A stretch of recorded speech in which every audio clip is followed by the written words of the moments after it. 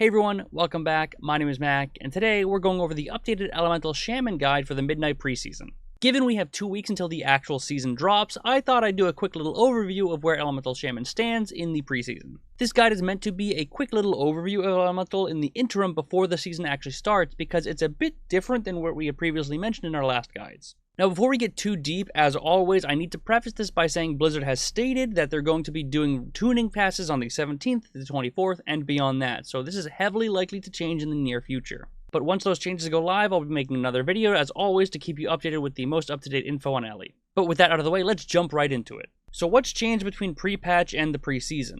Really, it just comes down to the Apex Talents. Right now, our Apex Talents increase the crit chance and the crit damage of our spells.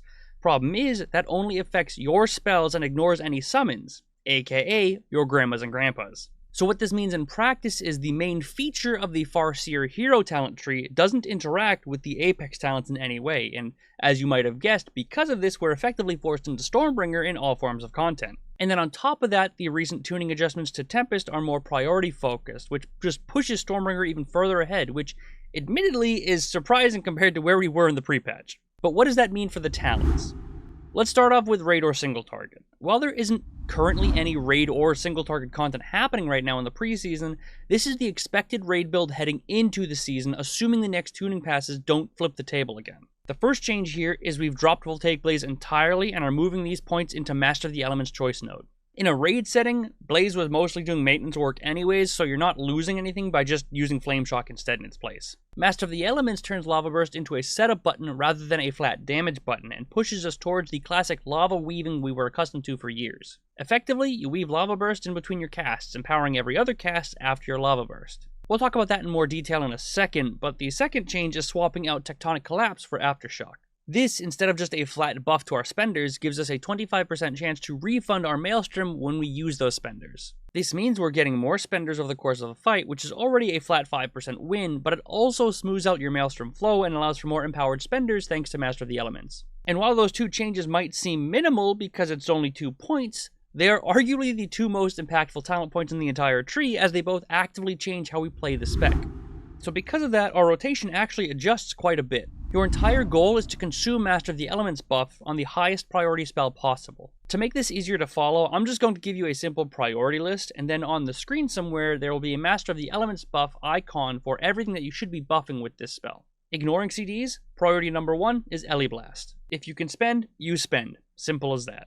Priority number 2 is Tempest procs. Tempest alone does a lot of single target damage, so it's another great cast to empower with your Master of the Elements. Priority number 3 is the most simplistic in maintaining Flame Shock. To min-max this, you want to make sure you're refreshing during the pandemic window or whenever there is movement to get the most value out of every cast. After that, priority number 4 is to not overcap on Lava Burst charges. Effectively what that means, if you are about to hit 2 charges of Lava Burst, we send one so we don't miss a potential Lava Surge proc charge. Once we're down at priority 4 with Lava Burst, spending them to not overcap is more important than intelligently spending your Master of the Elements buffs. And finally, after all that, priority number 5 is filler with Lightning Bolt. And that is the whole loop.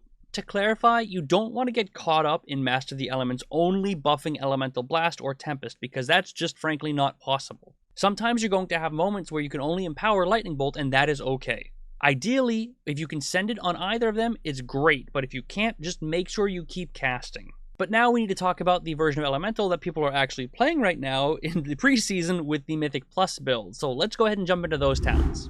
The main change here is we're removing basically all of the talent points below Purging Flames, and then we're reinvesting them into Charge Conduit and Eye of the Storm. Charge Conduit is just straight value because it amps your Lightning Rod damage and duration, making it much easier to upkeep on packs. This also means Lightning Rod spread is much more important, so proper spreading is going to be super important for good damage numbers. Aside from that, we're picking up Eye of the Storm because cheaper spenders mean smoother Maelstrom pacing. This doesn't change much aside from making Maelstrom management a bit easier and allowing for more spenders over the course of a dungeon.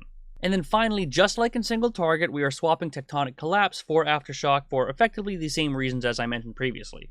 Mathematically, it's simply 5% more effective over the course of a dungeon, and just generally makes the gameplay a bit more engaging reacting to those procs. But how does that change our rotation? Well, spoiler alert, it really doesn't. Just like in Raid, we're keeping this incredibly simple. If you strip down the cooldown usage, Mythic Plus is basically a 3-tiered priority system with 1 fork depending upon target count. Priority number 1 is spenders, and this is the only part that ever really changes. If you're fighting 4 or more targets, your spender is Earthquake. If you're fighting 3 or fewer targets, you instead swap to Elemental Blast as your spender. The same rule applies as a single target. If you can spend, you spend.